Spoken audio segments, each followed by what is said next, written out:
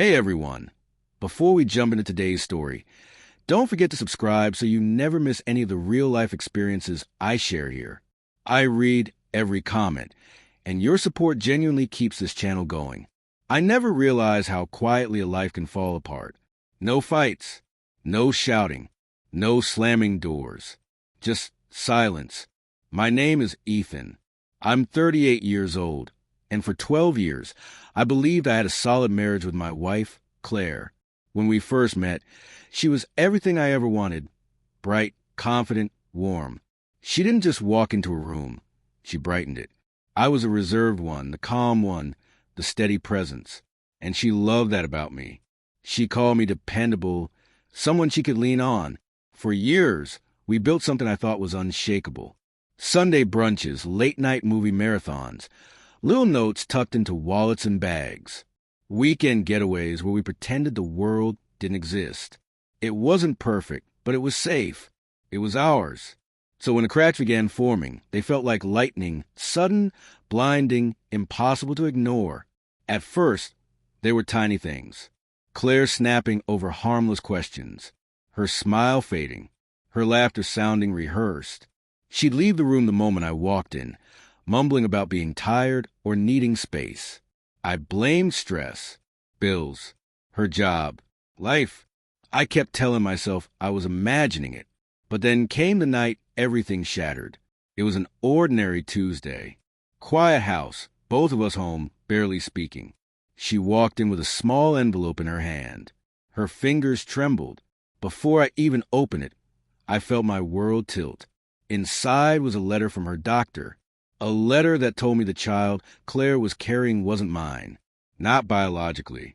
The words didn't just hurt. They hollowed me out. Every moment of trust, every late-night conversation, every dream we built together, all mocked by the truth on that page. Claire wouldn't even meet my eyes. She muttered something about a mistake and slipped out of the room. No explanation. No remorse. Nothing. For days, I moved through life like a ghost. I still went to work, paid bills, talked to friends. But everything felt distant, drained of color. When I finally asked her to talk, she said only one thing. "Ethan, there's nothing to say. I never meant to hurt you." Her voice was soft, almost gentle, but every word cut deep. That night, I sat in the living room surrounded by photos, birthdays, vacations, inside jokes captured in frames. And I felt like I was staring at someone else's life. I realized something that broke me.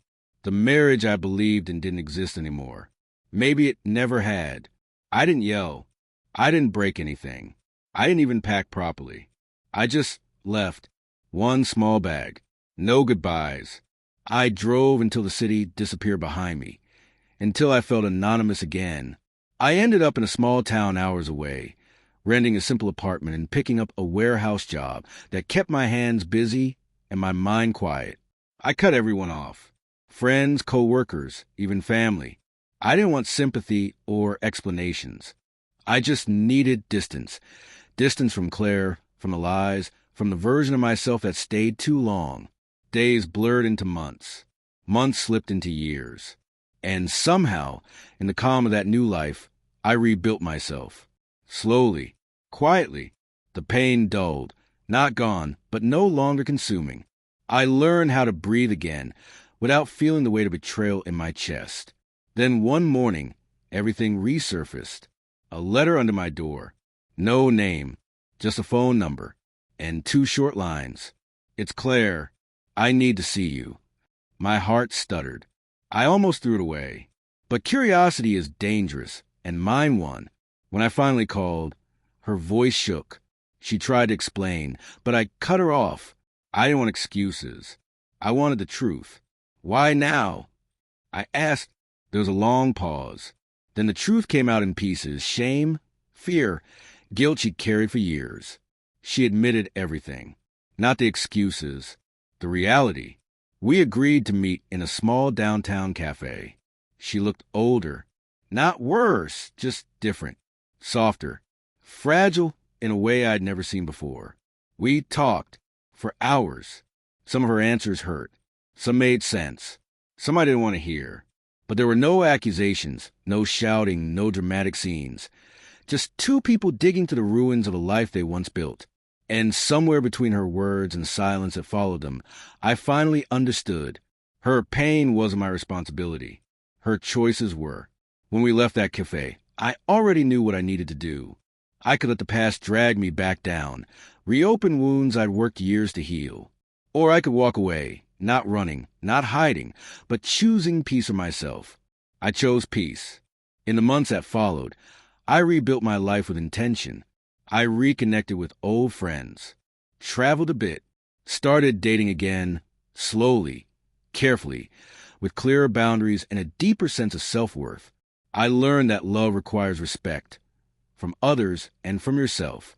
Even now, years later, I think of Claire sometimes, not with anger, not with longing, just reflections on a life that once meant everything. And sometimes I wonder if she ever realized what she truly lost.